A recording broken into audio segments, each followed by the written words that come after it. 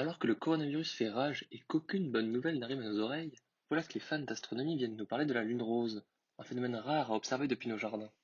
Lorsque cette information parvient à mes oreilles, je fonce à ma fenêtre pour l'observer. Et là, c'est la déception. La lune est aussi blanche que d'habitude, un peu plus grosse peut-être, mais sans plus. Déçu, je repars, mais une question reste dans ma tête. Pourquoi la lune rose n'est pas rose?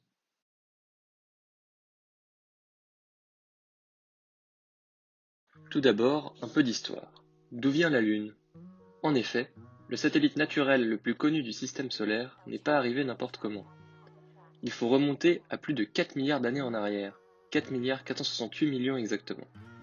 À cette époque, la Terre ne ressemble en rien à celle que l'on appelle aujourd'hui la planète bleue. C'est à l'époque une grosse boule de croûte terrestre où commencent à se former les océans, rien de plus. Il n'y a pas de certitude absolue sur la façon dont la Lune s'est créée, cependant il semble qu'une hypothèse fasse consensus dans le monde scientifique, l'hypothèse de l'impact géant. Cette hypothèse propose que la Lune a été créée à partir de la matière éjectée par une collision entre la jeune Terre et un corps planétoïde de la taille de Mars, nommé Theia. Élaborée dans les années 1970, cette hypothèse demeure la plus robuste pour expliquer la formation de la Lune.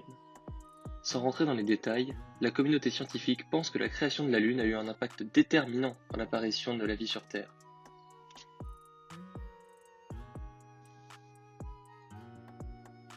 Dans la nuit du lundi 7 au mardi 8 avril, la Lune a dû vous paraître plus grande, plus éclatante, plus lumineuse, mais certainement pas rose.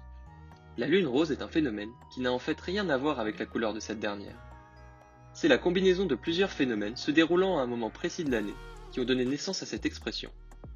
Le premier phénomène est appelé phénomène de superlune. Il est lié à l'orbite de la Lune. Cette dernière tourne autour de la Terre avec une trajectoire globalement elliptique. Ainsi, on peut noter deux moments notables lors de son parcours autour de la Terre, l'apogée et le périgée. L'apogée, c'est le moment où la Lune est le plus éloignée de la Terre, et le périgée, lorsque la Lune est au plus près de la Terre.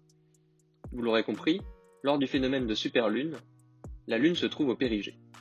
Entre la position au périgée et à l'apogée, il y a environ 35 000 km.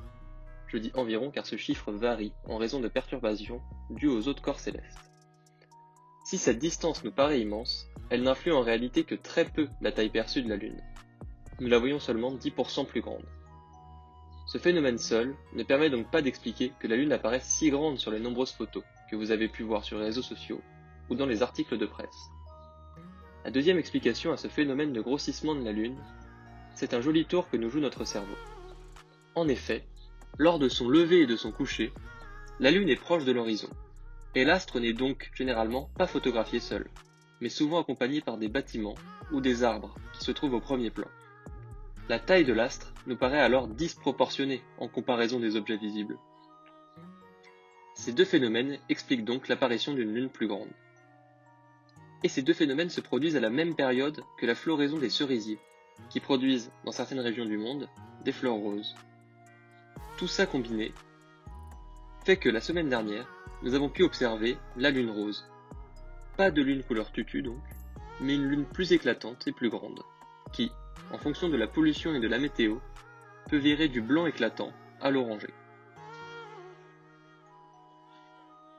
On dit souvent que la science ne laisse pas de place à la fantaisie, et que c'est une discipline où seuls les esprits terre à terre réussissent. L'expression lune rose, pleine de poésie et de mystère, prouve le contraire et montre que la science n'est pas qu'une affaire de formules obscures et de nombres compliqués. La bise.